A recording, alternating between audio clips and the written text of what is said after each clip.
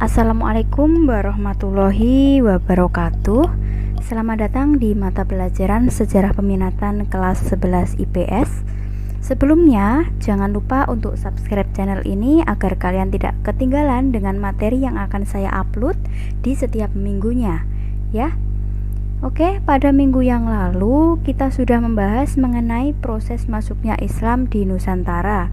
Ada juga teori-teori masuknya Islam di Nusantara, lalu saluran penyebaran Islam di Nusantara, dan kerajaan-kerajaan maritim di Nusantara pada masa Islam.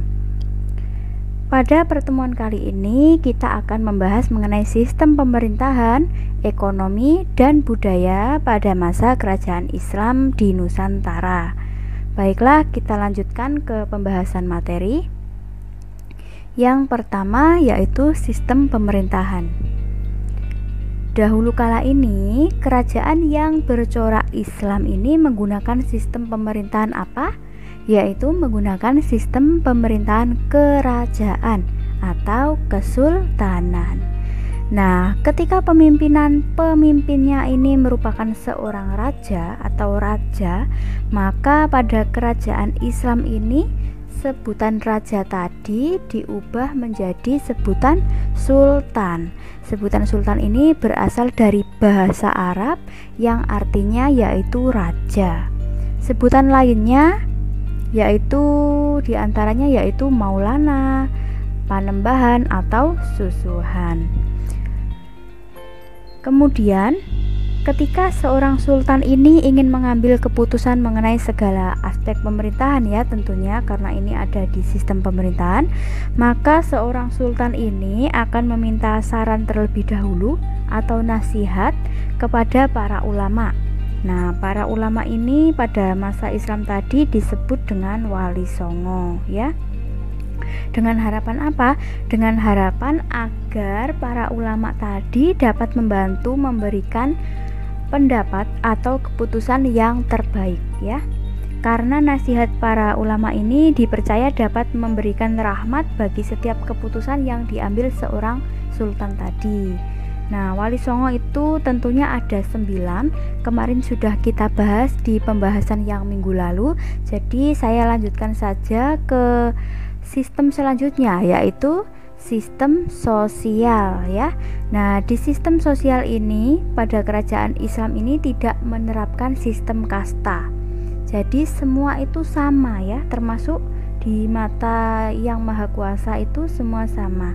Berbeda dengan kerajaan Hindu-Buddha yang kemarin sudah kita bahas, yang mana pada kerajaan-kerajaan tersebut terdapat sistem kasta yang membedakan satu golongan dengan golongan yang lain. Sedangkan di Islam ini tidak ada perbedaan seperti itu. Nah, hal inilah yang menyebabkan Islam ini sangat mudah diterima oleh masyarakat setempat. Selain itu, syarat masuk Islam ini juga sangat mudah, ya. Sistem selanjutnya yaitu sistem ekonomi. Nah, sistem perekonomian pada masa kerajaan Islam ini bergantung pada perdagangan. Ini terutama di kerajaan-kerajaan Islam di Indonesia yang bercorak maritim tadi, ya, sehingga cakupan wilayahnya ini sangat besar dan sangat strategis untuk perdagangan. Nah, dari sini pedagang dari luar negeri itu akan berlabuh dan singgah di Indonesia. Nah, kemudian terjadilah aktivitas perdagangan. Komoditas apa yang diperdagangkan? Yaitu diantaranya rempah-rempah, ada perhiasan, dan lain sebagainya. Selanjutnya yaitu sistem budaya kerajaan Islam pada masa kerajaan Islam di Nusantara. Nah, sistem kebudayaannya pada kerajaan ini mulai berkembang dengan ditemukannya naskah ataupun sastra Islam yang lain, ya, seperti hikayat, syair, babat, suluk, atau sastra-sastra dalam bentuk kitab. Kita bahas sedikit mengenai tadi, yaitu yang pertama hikayat. Hikayat ini merupakan karya sastra yang isinya berupa cerita atau dongeng yang seringkali dikaitkan dengan tokoh-tokoh sejarah Misalnya di sini ada hikayat Raja-Raja Pasai, ada hikayat Marakarma. Marakarma ini nama ya. Nah, hikayat ini menceritakan Marakarma ini awalnya lahir dari keluarga miskin. Lalu karena budinya yang sangat baik, akhirnya ia sukses dan menjadi raja. Lalu banyak lagi hikayat yang lainnya. Yang kedua yaitu syair. Nah, syair ini merupakan media pembelajaran Islam yang sangat menarik. Yang ketiga ada suluk. Ada suluk. Suluk ini karya sastra yang isinya mengenai tasawuf, yaitu tentang keesaan dan kebesaran Allah Subhanahu wa taala. Suluk ini karyanya siapa?